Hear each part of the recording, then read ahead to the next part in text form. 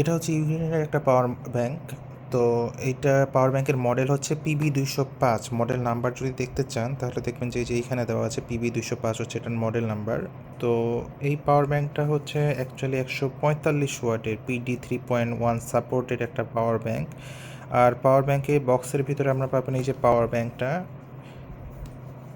তারপরে এর সাথে আপনারা পাবেন আরও হচ্ছে এই পাওয়ার, এটা কিন্তু 240 ওয়াটের একটা হচ্ছে টাইপ সি কেবল, আর হচ্ছে এটা একটা হচ্ছে ব্যাগ পাবেন যেটার ভিতরে আপনারা চাইলে পাওয়ার ব্যাংকটা রাখতে পারবেন আর কি, এই তার সহ। আর এখানে পোর্ট হিসেবে আপনারা পাবেন হচ্ছে একটা ইউএসবি পোর্ট আর দুইটা হচ্ছে টাইপ সি পোর্ট। এখন ইউএসবি পোর্ট যেটা আপনারা দেখতেছেন এইখানে, ইউএসবি পোর্টটা কিন্তু এটা যেটা হচ্ছে 22.2 ওয়াট পর্যন্ত যে ডিভাইসগুলো সাপোর্ট করে আর কি চার্জিং, সেই ডিভাইসগুলো এটাতে চার্জ দিতে হয়। যেমন আমি যদি কোনো একটা TWS চার্জ দিতে চাই সেক্ষেত্রে আমাকে এই পোর্টটা ইউজ করতে হবে। আর যে বাকি টাইপ সি পোর্টগুলো দেখতেছেন এগুলো কিন্তু পাওয়ার বেশি, যেমন এই যে এই পাশে বেগুনি যে টাইপ সি পোর্টটা দেখতেছেন এখানে কিন্তু 140 ওয়াট লেখা আছে, ঠিক আছে। এটা 140 ওয়াট পর্যন্ত ডেলিভারি করতে পারে। আর এটা হচ্ছে এটা চার্জ ইন আউট দুইটাই নেয় আর কি, এটা দিয়ে এই পোর্ট দিয়ে চার্জ দিতে হয়। আর এইখানে এটা আপ টু 60 ওয়াট পর্যন্ত এই টাইপ সি পোর্টটা হচ্ছে পাওয়ার ডেলিভারি দিতে পারে আর কি। এই হচ্ছে এর আর হচ্ছে ডিজাইনটা মোটামুটি সুন্দর দেখতে পাচ্ছেন।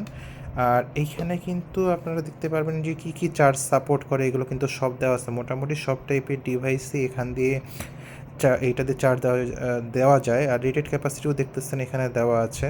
এটা হচ্ছে 14,500 mAh এটা। আর হচ্ছে এমনিতে হচ্ছে 25,000 mAh। আর হচ্ছে এখানে একটা ব্যাপার হচ্ছে যে নর্মালি এটা কিন্তু 60 ওয়াটের হচ্ছে, এটা হচ্ছে চার্জ নেয়। আমি যখন এটা চার্জ দিব এই পোর্ট দিয়ে তখন এটা 60 ওয়াটের চার্জ নেবে, 60-এর বেশি এটা নিয়ে নেয় আর কি।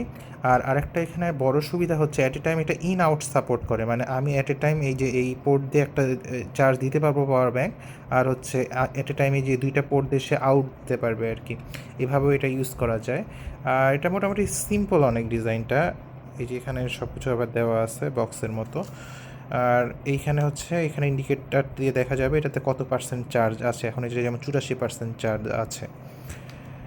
আর মোটামুটি এটা একটু দাম বেশি বাংলাদেশের হিসেবে বলতে গেলে, এখনও এটার দাম মনে হয় 7,000 টাকার উপরে। তবে আমি আগে যে পাওয়ার ব্যাঙ্কগুলোতে যে ইস্যুগুলো ফেস করতাম কম দামি পাওয়ার ব্যাঙ্কগুলোতে, যেমন Xiaomi বা অন্যান্য যে ব্র্যান্ডগুলোতে 1-2 হাজার টাকার মধ্যে, ওগুলো দেখা যেত যে 2 বছরের মধ্যে নষ্ট হয়ে যেত।